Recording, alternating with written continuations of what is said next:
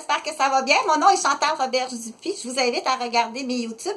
Je vais parler des responsables de services de garde et vos portées. On va dire nos portées, là, parce que...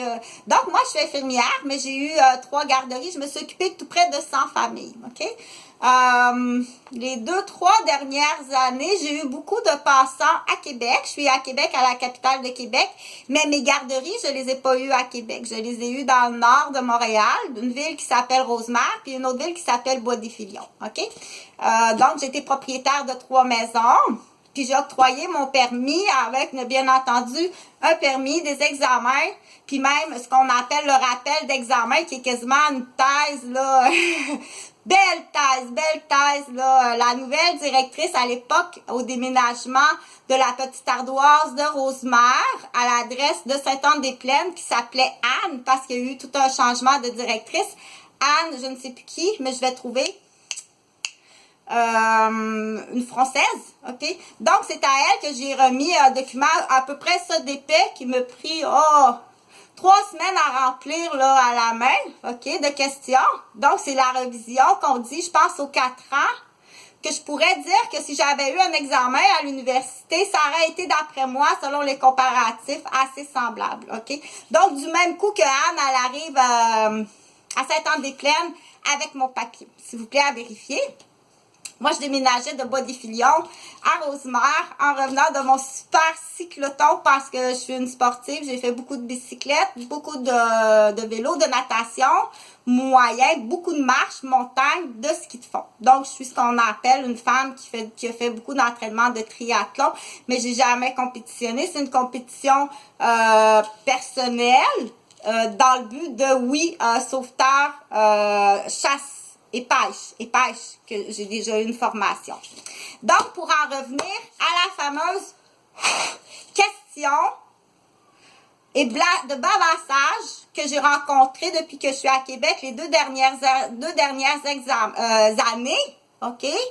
Oui, le document avec après coup là l'examen. Donc, quand je suis déménagée à Rosemère, là, Anne est venue, les enfants dormaient, ok?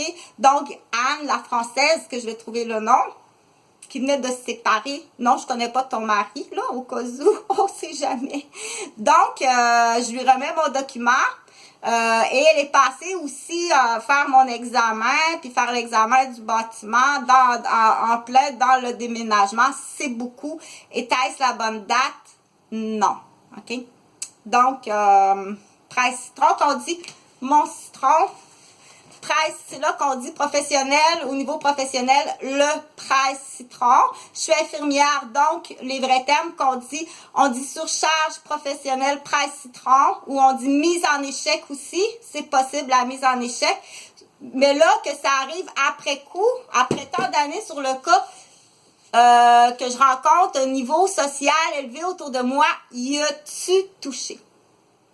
Ça vient d'à peu près n'importe qui, mais c'est pas mal tout sous caméra. Que ça vienne d'une portée de Québec, OK? Ou que ce soit une portée de Québec qui se promène à Montréal, le fait que tu sois ce qu'on appelle bénéficiaire d'une subvention à 5 ou 7 $, OK? Puis que tu agaces des gens, tu y as-tu touché? OK? Ou pire, que tu agaces des enfants de RSG, que j'apprenne jamais, que tu viennes de Québec, de Trois-Rivières ou de Sept-Îles, OK?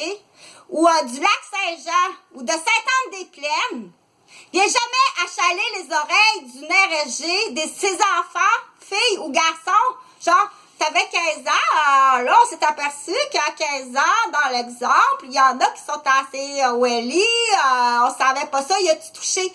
Même si c'est pas l'enfant de la portée, de la bonne portée, c'est sous caméra. T'es bénéficiaire.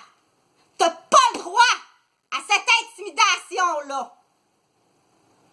Tu dois rembourser tout ce qui t'a été donné. Je vais la remplir, moi, la Caisse des Québécois. Si tu prends mon opinion, c'est pas des idées de grandeur. Hey, 13 citrons, je suis pas d'ici, moi, là. OK, je vais te le dire tout de suite, là. Une RG, une infirmière, là, une urgentologue, là, c'est pas quelqu'un, hein? OK? Coucou! Je vais te dire quelque chose, que l'impact de cette intimidation-là, on la connaît. dans la famille. Tu sais, cette femme-là aussi qui achète son mari. Surtout ceux qui ont des filles. Tu as-tu touché? Ou pire que ça, en famille reconstituée, après coup, après des années, tu as-tu touché? Quand t'as gardé? OK? C'est très grave. Ces accusations-là sont extrêmement graves. C'est là qu'on dit aux gens, il faut agir. OK?